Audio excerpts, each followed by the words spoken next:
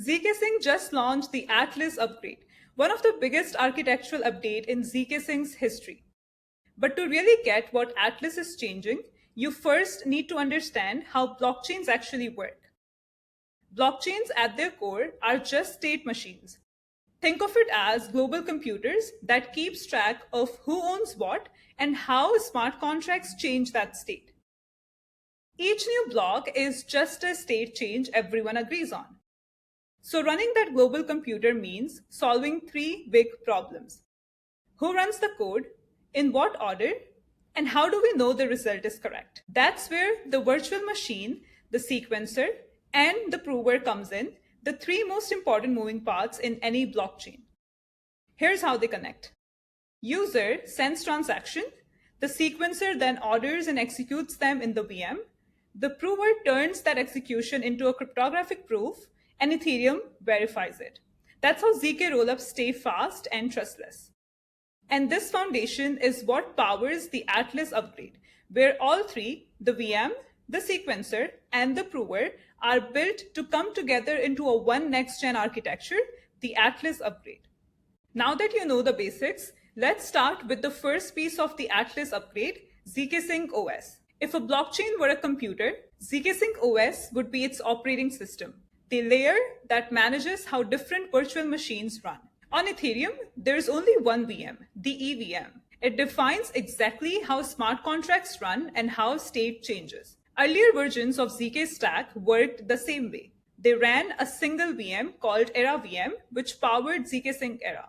But with ZKsync OS, that changes. ZKsync OS introduces a new layer below the VM, making it possible to support many virtual machines instead of just one. It can host multiple VMs called execution environments. The EVM is just the first one it supports. In the first release, ZKsync OS ships with a fully equivalent EVM environment, so contracts and tools from Ethereum works exactly the same way. No wrappers, no changes. But it's designed to be extensible, meaning future versions could run other VMs like Wasm or even native RISC-V. So to summarize, ZKsync OS is one operating system that can run many virtual machines, all provably correct. That's what gives developers the flexibility and design space to build any kind of chain or apps. Next up, the part that actually runs those transactions in real time, the sequencer. Built from scratch, ZK Stack's high-performance engine. Now that we know how ZKsync OS sets how chains run, let's see how fast they can go. The part that actually executes those transactions in real time, the sequencer. If ZKsync OS is the operating system, the sequencer is the processor. It's what makes the whole chain or system fast and responsive. On Ethereum, this job is done by validators. Thousands of computers compete to add new blocks through proof of stake. It's secure, but it's also slow. Ethereum handles around 15 to 20 transactions per second. Earlier versions of the ZK stack, like ZKsync Era, had a single sequencer focused on reliability over speed. It could process about 400 transactions per second. That was already faster than Ethereum, but still not enough for global scale applications. The new Atlas sequencer changes that completely. It's been rebuilt from scratch for speed, low latency, and simplicity. In testing, it reached more than 15,000 transactions per second with inclusion time between 250 to 500 milliseconds. That's more than 30 times faster than before. How? Because the sequencer focuses on one job only, ordering and executing transactions. It does not handle batching, proving, or posting to Ethereum. Those tasks happen separately, handled by other systems. Think of Ethereum's validators as large committee. Everyone has to agree before anything moves. The ZK stack sequencer is more like a dedicated CPU core. It just processes tasks instantly and sends the result to be verified mathematically later. Even though it runs fast, every block it produces is still verified by a ZK proof. So speed doesn't come at the cost of trust. Everything is still provably correct. To summarize, Ethereum validators reach consensus at around 15 transactions per second. The old ZK stack sequencer handled about 400. The new Atlas sequencer can process more than 15,000 transactions per second. That's a massive leap in performance without compromising security. Next up, the part that makes that trust possible, the Airbender prover, which turns every block into 1 second ZK proof. Now that we have talked about the sequencer, let's move to the part that makes those transactions provably correct, the Airbender prover. On Ethereum, every node re-executes every transaction to make sure it's valid. That's how the network reaches consensus. It's secure, but also slow and expensive. ZK rollups work differently. Instead of every node rerunning transactions, they generate a cryptographic proof that the state is correct. Ethereum then verifies that proof without re-executing anything. That's what makes ZK rollup both fast and trustless. Ethereum acts as the final verifier, while the rollup handles all the execution and proving part. Airbender is the new prover built for the Atlas upgrade. It's a ZK virtual machine built on RISC-V, a real-world processor instruction set. It can prove the entire ZKsync OS itself, meaning the same code that executes transactions is the one being proven. In practice, this means about 1 second proofs per block and costs roughly 0.0001 transfer. It's fast, efficient, and completely open source. With the earlier Boojum prover, proofs were already fast, but Airbender makes them almost real-time.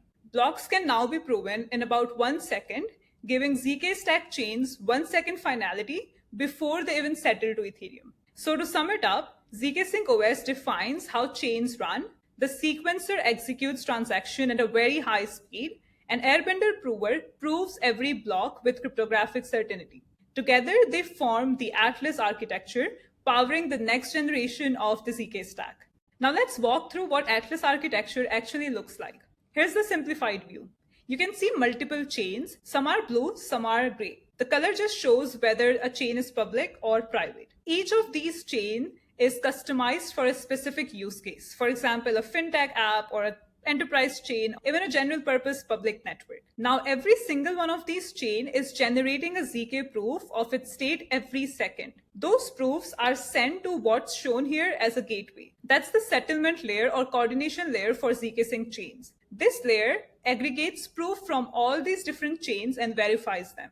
Because Airbender can produce proofs in about 1 second, all these different chains in the network reaches what we call ZK finality in roughly 1 second. That means within 1 second of transactions being sent, the system can mathematically confirm whether it's correct, even before the data is finalized on Ethereum. When the network later sends its combined proof to Ethereum, that's when it achieves full Ethereum finality, usually within a few minutes. So in short, each chain proves itself every second. The gateway validates those proofs, and Ethereum acts as the root verifier. Now here's why the 1 second proving cycle matters. Because all proofs are verified on the same coordination layer, any ZK chain can trustlessly interact with any other chain in the network. You can see an example here. ZK chain 2, which is a public fintech chain, sends a message or transaction to ZK chain 4, which is a private enterprise chain. Chain 4 does not need to rely on any relayer or external bridge. It just checks the proof, the cryptographic evidence that chain 2's message is valid. That's what the little ZK safe icon represents. It means that this message is already proven. The receiving chain can act on it immediately because the proof itself guarantees the correctness. This system removes the need for trust-based bridges and allows instant, secure communication between chains. Public to private, private to public, anywhere to anywhere.